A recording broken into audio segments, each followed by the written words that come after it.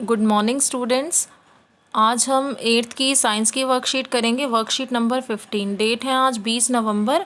आज की वर्कशीट में आपको धातुओं के रासायनिक गुण के बारे में बताया गया है। पिछली जो हमने वर्कशीट करी उसमें हमने धातुओं के भौतिक गुण, रासायनिक गुण पढ़े। आज हम अधातुओं के रासायनिक गुण पढ़ेंगे।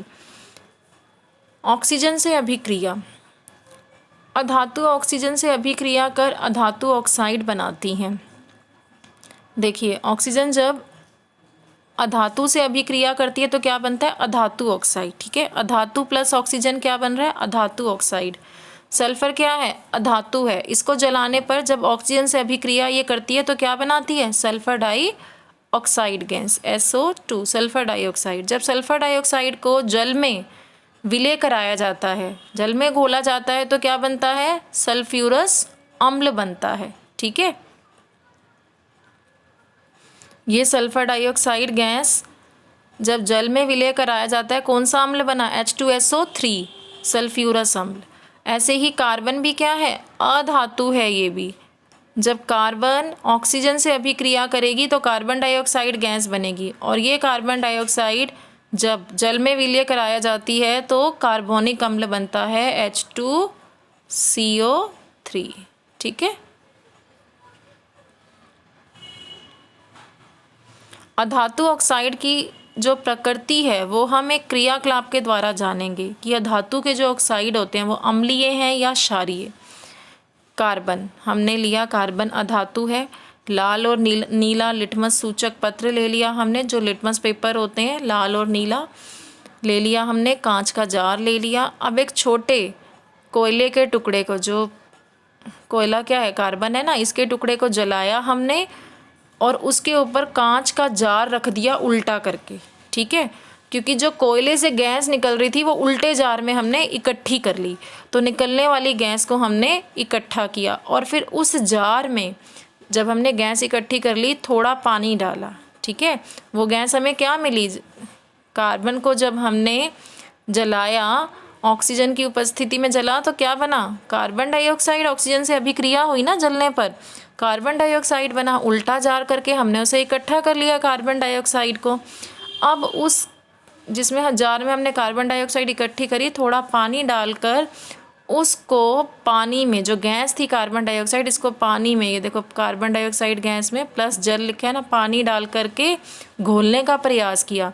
मिश्रण को थोड़ी देर तक हमने हिलाया, और फिर हम जो हमें मिला वैसे क्या है? देखिए, यहाँ आपको अभिक्रिया दी हुई है, कार्बन डाइऑक्साइड प्लस जल से अभिक्रिया के कार्बोनिक अम्ल बना है, लेकिन हम चेक कर रहे हैं जो हमें मिला है वो अम्ल है या क्षारकीय। तो हम किससे चेक करेंगे?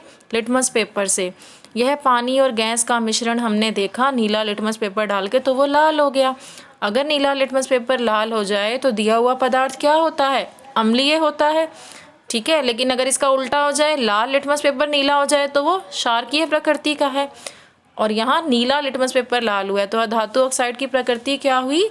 अम्लीय। ठीक है, कैसी प्रकृति के होते हैं ये? अम्लीय प्रकृति के होते हैं अधातु ऑक्साइड। अब हम पढ़ेंगे जल से अभिक्रिया। सामान्यतः अधातुएं जल से अभिक्रिया नहीं करती हैं, जल से अभिक्रिया नहीं करती है धातुएं, लेकिन कुछ अधातुएं वायु में बहुत सक्रिय होती हैं। ठीक है, वायु में बहुत सक्रिय मतलब बड़ी जल्दी अभिक्रिया करती हैं, इसलिए ऐसी धातुओं को जल में रखा जाता है, जैसे फास्फोरस।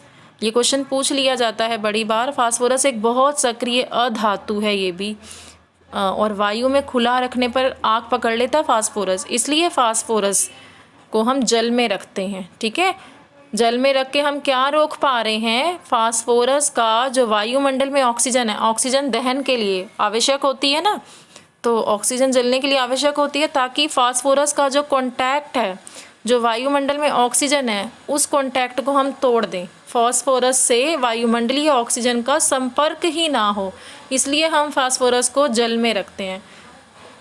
अगर जल में नहीं रखेंगे तो वायु में खुला रखने पर फास्फोरस आग पकड़ लेता है। ठीक है, अम्लों से अभिक्रिया। अधातुएं अम्लों से अभिक्रिया नहीं करती हैं, और अधातुएं की क्षारों से अभिक्रिया भी क्या है? जटिल मतलब मुश्किल होती है। ठीक है, कुछ अधातुओं के आपको नाम दिए गए हैं, सल्फर है, कोयला है, ऑक्सीजन, नाइट्रोजन, आयोडीन आदि। अब इस वर्कशीट के प्रश्न उत्तर दिए गए हैं, आपको स्वयं को जांचिए। पहला प्रश्न बेटा, सामान्यतः पाई जाने वाली 4 अधातुओं के नाम लिखो। तो पहला तो आप यहीं से लिख देंगे, ये आपको अधातुओं के नाम दिए गए हैं, इसमें से 4 लिख दो, सल्फ़र, कोयला, ऑक्सीजन, नाइट्रोजन। ठीक है। उसके बाद अगला प्रश्न है, फॉस्फोरस अधातु को पानी में क्यों रखा जाता है? प्रश्न नंबर दूसरा। तो हमने यहाँ पढ़ा फास्फोरस एक बहुत सक्रिय अधातु है, वायु में खुला रखने पर यह आग पकड़ लेता है। फास्फोरस से वायुमंडलीय ऑक्सीजन का संपर्क ना हो इसलिए उसे जल में रखा जाता है।